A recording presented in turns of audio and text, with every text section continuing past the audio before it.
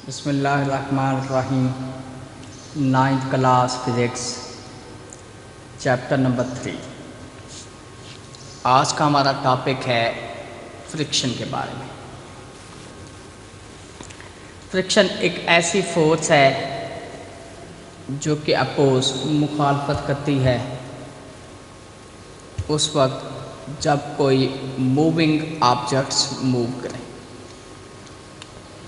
एक ऐसी फोर्स है जो कि अपोजिस करती है इसको motion of the moving objects. तो हरकत में जो अजसाम हैं उनकी मोशन के ख़िलाफ़ जो फोर्स अमल पैरा होती है उस फोर्स को हम नाम देते हैं फ्रिक्शन का। अब फ्रिक्शन का डिपेंड अप्लाई की गई फोर्स के ऊपर है और सरफेस के ऊपर है। आपके पास ये जो सरफेस है आपको स्मूथ नज़र आ रही है। आप इसके ऊपर उंगली से फोर्स अप्लाई करें, आप कम फोर्स अप्लाई करेंगे फ्रिक्शन कम होगी, ज़्यादा फोर्स अप्लाई करेंगे फ्रिक्शन ज़्यादा होगी। दूसरा सरफेस के ऊपर भी है। अगर आपकी सरफेस स्मूथ है तो फ्रिक्शन कम होगी, अगर वो सरफेस रफ है तो फ्रिक्शन ज़्यादा होगी। लेकिन मैग्नीफाइड व्यू के लिहाज से कोई भी ऑब्जेक्ट जो हमें आँख से स्मूथ नज़र आ रहा है तो असल में उसमें बम्प्स भी होते हैं, बिट्स भी होते हैं, और इसी वजह से स्मूथ नज़र आने वाली चीज़ों पर भी फ्रिक्शन होती है। जैसे ये देखें, बोर्ड असली तो स्मूथ है लेकिन मैग्नीफाइड व्यू के लिहाज से आपको इस तरह से कुछ बिट्स नज़र आएंगे। जैसे मैं आपको शक्ल में ये दिखा रहा हूँ, ये देखें, ये शक्ल बनाई गई। इस डायग्राम में अगर आप देखें तो ये मैग्नीफाइड व्यू दिखाया गया है। जो स्मूथ नज़र आने वाली चीज़ें हैं उसमें बम्प्स नज़र आ रहे हैं, और इन्हीं की वजह से जब आप इन्हीं सरफेस के ऊपर फोर्स अप्लाई करते हैं तो फ्रिक्शन का सामना।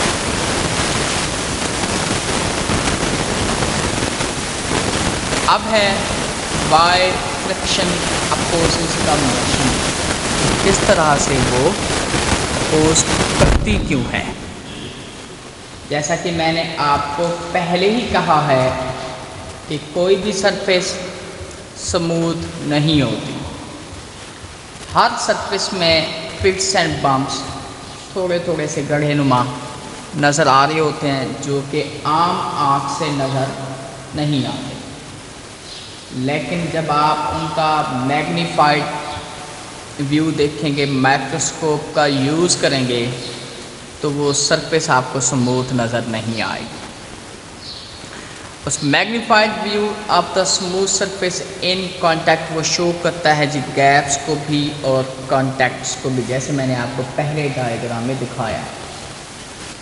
यही जो कांटेक्ट जो पॉइंट्स हैं दो सरफेसेस के दरमियान वो कोल्ड बेड्स बनाते हैं, और यही कोल्ड बेड्स दो सरफेसेस को आपस में मूव करते हुए मुखालफत करते हैं। अब है जी फोर्स ऑफ लिमिटिंग फ्रैक्शन।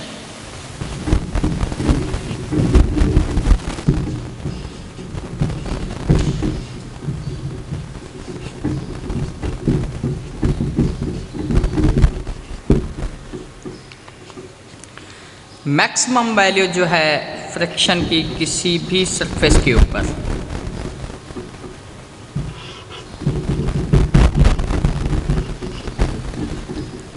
उसको हम नाम देते हैं फोर्स ऑफ लिमिटिंग फ्रैक्शन, और इसका जो डिपेंड है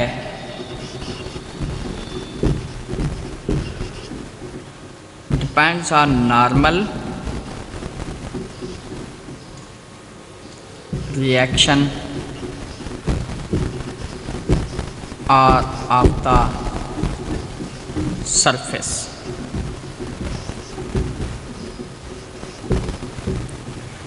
फोर्स ऑफ लिमिटिंग फ्रैक्शन को हम डिनोट करते हैं एफ एस से, force of limiting friction. Force of limiting friction का जो डिपेंड है वो नॉर्मल रिएक्शन पर है और हम इसको डिनोट करते हैं आर से। अब इस चैप्टर की इंतहाई अहम डेफिनेशन, कोफिशिएंट ऑफ फ्रिक्शन।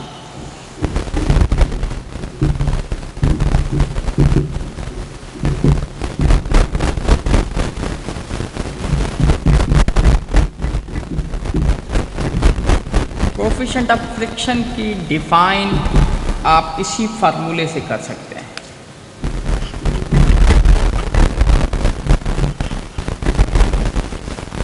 मैंने फार्मूले में लिखा है mu is equal to F S over R, बटे को हम पढ़ते हैं the ratio of F S का मतलब था force of limiting friction, the ratio of force of limiting friction to normal reaction is equal to a constant. This constant is known as coefficient of friction. फिर से ज़रा समझ लें, जो force of limiting friction है किसी भी surface के ऊपर फ्रिक्शन की जो मैक्सिमम वैल्यू है, इंतहाई ज़्यादा जो फ्रिक्शन की वैल्यू है, हम उसे कहते हैं फोर्स ऑफ लिमिटिंग फ्रिक्शन। तो इसका डिपेंड होता है नॉर्मल रिएक्शन और भी। तो कोफिशिएंट फ्रिक्शन को हम ऐसे लिखेंगे the ratio of force of limiting friction to the normal reaction is equal to a constant. This constant is known as coefficient of friction. अब अगर हम इसे मज़ीद हल करें तो हमारे पास बनेगा जी एफ एस बनेगा, इन दोनों को मल्टीप्लाई कर दें म्यू आर के इक्वल। और अगर हम किसी ऑब्जेक्ट के मास को डिनोट करें एम से, ये फर्स्ट क्या किसी ब्लॉक का मास है, तो हॉरिजॉन्टल सरफेस के लिए R इज इक्वल टू होता है जी mg, दूसरे अल्फाज में वेट के इक्वल होता है। यही बेसिक आप पुट कर लें आप, तो आपके पास बनेगा F S is equal to mu M ji.